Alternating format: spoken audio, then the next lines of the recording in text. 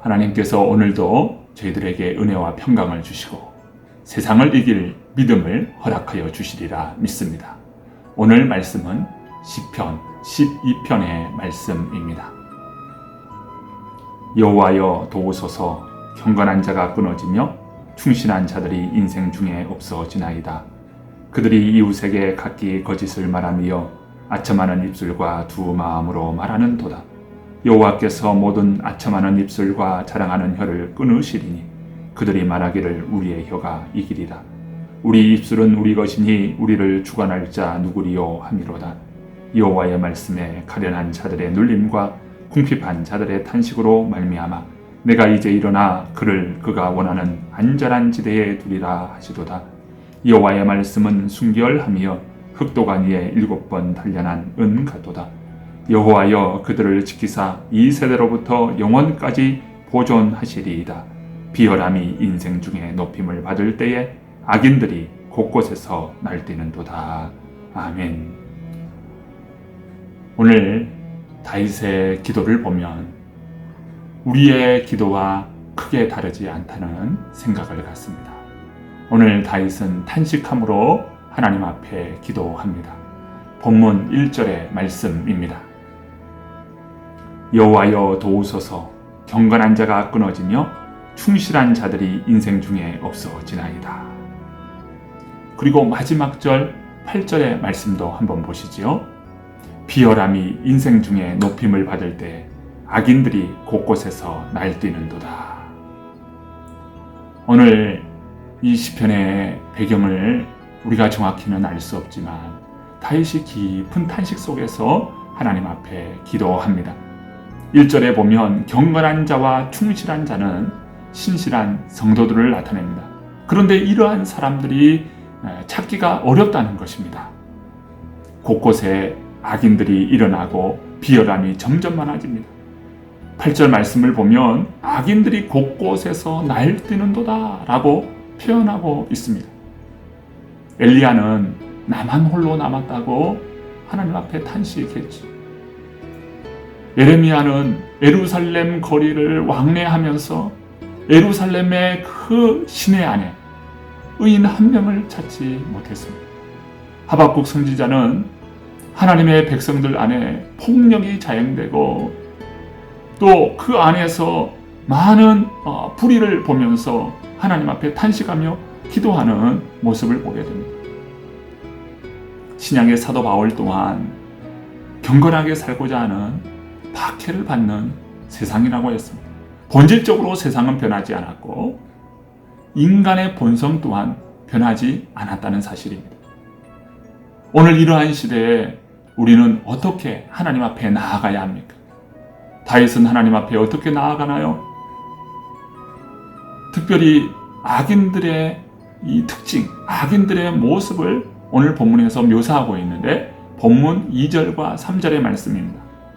그들이 이웃에게 각기 거짓을 말하며 아첨하는 입술과 두 마음으로 말하는도다.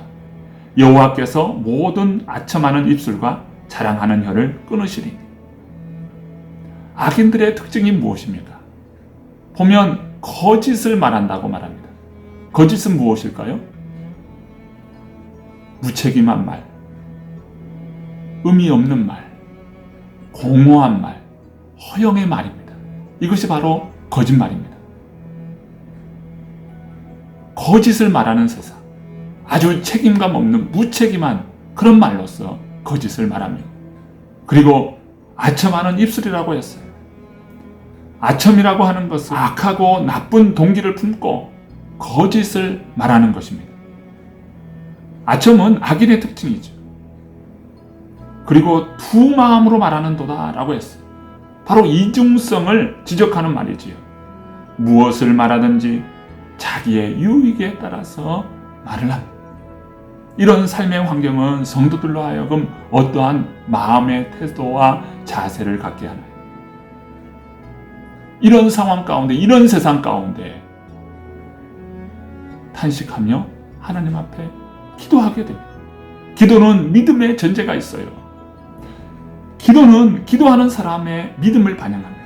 하나님의 뜻을 구하고 믿음으로 삶을 결단하면서 믿음으로 자신을 주님께 맡겨드립니다. 오늘 다윗의 모습 안에서도 발견합니다. 다윗은 어떠하나요? 하나님의 공의로운 심판을 믿는 믿음의 전제로 하나님께 나아갑니다. 3절 말씀, 여호와께서 모든 아첨하는 입술과 자랑하는 혀를 끊으시리니. 그리고 5절 말씀 보세요. 여호와의 말씀에 가련한 자들의 눌림과 궁핍한 자들의 탄식으로 말미암아 내가 이제 일어나 그가 원하는 안전한 지대에 두리라 하시도다. 이 말씀에서 보면 공의로운 하나님의 심판에 대해서 철저히 믿고 있는 다윗의 모습을 보게 됩니다. 하나님께서는 반드시 응답하시죠. 오늘 우리가 믿음이 없다면 오늘 우리는 기도하지 않을 것입니다. 둘째, 다윗은 하나님의 말씀의 확실함 또 온전함을 믿었습니다. 6절의 말씀인데요. 여호와의 말씀은 순결함이요 흑도간 위에 7번 단련한 은같도다. 다윗은 지금 놀라운 대조를 하나님 앞에 제시합니다. 사람들은 서로 속입니다. 아첨합니다. 교만합니다. 자랑하기에 급급합니다. 그런데 다윗은 어떻나요? 세상의 이야기, 세상의 말에 대해서 귀를 닫고 하나님이 주시는 하나님의 말씀에 귀를 여는 것이지요. 다윗은 하나님의 말씀의 순도가 흑도간 위에 7번 단련한 은과 같이 아주 정제된 하나님의 말씀이라고 그는 고백합니다. 하나님의 말씀은 그만큼 확실하고 온전하다라고 하는 것입니다. 하나님의 말씀으로 마음과 오늘 우리의 입술을 채워야 합니다. 그럴 때 우리의 마음과 입술이 하나님의 순결한 말씀으로 인해서 가정과 세상 가운데 하나님의 은혜의 역사, 하나님이 하시는 놀라운 말씀의 성취를 오늘 우리가 보게 될 것입니다. 시냇가에 심은 나무가 철을 따라 열매를 맺고 잎사귀가 마르지 아니함 같은 그런 그 인생을 통해서 그가 하는 모든 일이 다 형통하게 될 것이라 하셨듯 오늘 말씀과 함께 말씀의 은혜 가운데에 거하는 우리 성도님들 되시기를 축복합니다. 함께 기도합니다. 하나님 아버지 감사합니다. 세상은 악인들이 날뛰고 비열함이 인생 중에 높아지는 이런 세상 가운데 있음을 고백합니다. 엘리야는 나만 홀로 남았다. 에레미야는 예루살렘 거리에 왕래할 때 그곳에서 의인을 찾기가 힘든 세상이라 했습니다. 아버지 하나님, 오늘 이 시대에 세상이 바뀌지 않았고 인간의 본성이 바뀌지 않았습니다. 오늘 우리는 탄식함으로 하나님 앞에 기도합니다.